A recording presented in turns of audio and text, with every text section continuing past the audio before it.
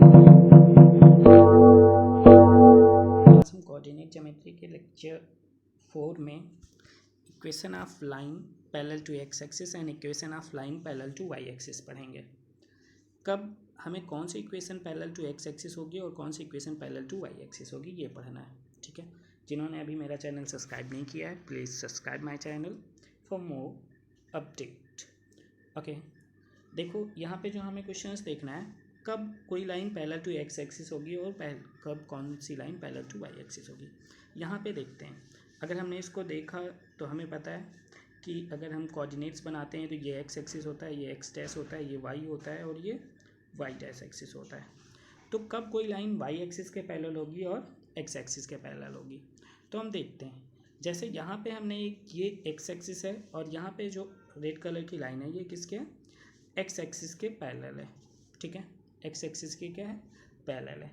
तो यहाँ पे पैरेलल होने पे जो एक्स एक्सिस इनके बीच की डिस्टेंस होती है वो किस पे होती है, वाई एक्सिस पे होती है। ये इनके इन दो लाइंस के बीच की डिस्टेंस कौन सी है, ये लेट कर लिया मैंने, ये क्या है, बी है। तो जो वाई की डिस्टेंस होगी वो कितनी होगी, बी। कितनी होगी, बी। तो Y is equal to B is a equation of a parallel line. यहाँ पे जैसे हमें देखना है, देखो यहाँ पे अगर हमें देखना है तो x की डिस्टेंस कुछ है, कुछ नहीं है। x पे तो ये क्या है, 0 ही तो है। ये y की केवल डिस्टेंस हो रही है और कितने, y एक्सिस पे इसकी डिस्टेंस कितनी है, ये y एक्सिस पे ये डिस्टेंस है और इसकी वैल्यू हमने कितनी ले रखी है, b। x एक्सिस पे देखो, x एक्सिस पे कुछ इसकी डिस्टेंस है, डिस्टेंस इसकी x एक्सिस पे कितनी है, 0 है। तो अगर हम इसको करना चाहें तो x इक्वल टू कितना लिख लेंगे, 0, और y इक्वल टू कितना है, b। जब कहीं पे भी कोऑर्डिनेट ज्योमेट्री पे x equal to 0 and y equal to क्या मिल जाए, b मिल जाए, तो ये फिक्स होता है कि ये लाइन होगी parallel to X axis. Parallel to किस एक्सिस होगी, एक्स एक्सिस। तो अगर हम बोलें equation of line parallel to X axis वो कितनी होगी, y equal to b। Okay, y equal to b is a line parallel to X axis. और उस केस में पैरेलल टू एक्स एक्सिस के केस में x इक्वल टू क्या होता है, 0 होता है। एक्स एक्सिस के केस में x इक्वल टू क्या होता है, 0। ये देखो ये आपस में क्या है, पैरेलल है। ठीक है, दूसरी कंडीशन क्या होगी, line align parallel to y axis. y axis equation of line parallel to y axis. अब यहाँ पे देखो y एक्सिस का मतलब जो वर्टिकल लाइन होती है y एक्सिस होती है। तो यहाँ पे देखो ये y एक्सिस है और इसके पैरेलल ये लाइन है। तो इसमें देखो होता क्या है, यहाँ पे अब जो डिस्टेंस मिलती है वो x एक्सिस पे मिलती है। x एक्सिस पे डिस्टेंस कितनी है, a है। तो यहाँ पे जो x की वैल्यू आ गई वो कितनी आ गई, a। और y एक्सिस पे डिस्टेंस इसकी कितनी है, 0 है। y एक्सिस पे 0 ही तो है। अगर हम इस पॉइंट को अगर हम निकालना चाहें तो ये हो जाएगा a कॉमा कितना, 0, a,0। ये x एक्सिस पे डिस्टेंस है और ये y एक्सिस पे डिस्टेंस है। तो y इक्वल टू यहाँ पे क्या हो जाएगा, 0। तो equation of a line parallel to y axis क्या होता है, x इक्वल टू a। अब देखो इसका ट्रिक क्या होती है समझने के लिए, अगर x इक्वल टू समथिंग दिया हुआ है तो वो पैरेलल टू y एक्सिस होगी। पैरेलल टू क्या होगी, y एक्सिस।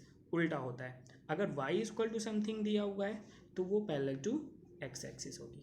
समझ गए ना, इसमें जस्ट अपोजिट होता है। 0 के केस में दोनों सेम होता है। जैसे अगर x इक्वल टू 0 है it means parallel to x axis. x axis के क्या होगी, पैरेलल होगी। ओके, अगर y इक्वल टू 0 है तो इट मीन्स y एक्सिस के पैरेलल होगी। समझ गए ना। ओके, तो अब यहाँ पे इक्वेशन ऑफ अ लाइन जो मिड पॉइंट से या ऐसी इक्वेशन जो कहाँ से गुजरे, ओरिजिन से पास हो। कहाँ से पास हो, ओरिजिन से। तो ओरिजिन से पास होने वाली लाइन की इक्वेशन क्या होती है ये भी देखते हैं। ठीक है, equation of line passing through origin. Origin से जाएगी तो वो कहाँ से, किस पॉइंट से पास हो रही होगी, 0,0 से, 0,0 से। y बराबर mx की जो भी लाइन होंगी, y बराबर mx की, वो कहाँ से पास होगी, ओरिजिन से पास होगी। एक एग्जांपल देख लेते हैं। जैसे दिया हुआ है 3y + 2x = 0। तो ये कौन सी लाइन है, a line passing through the origin. कैसे, अगर हम इसको निकालना चाहें तो 3y = कितना हो जाएगा, -2x। तो ये किस फॉर्म में आ गया, इसी फॉर्म में तो आ गया।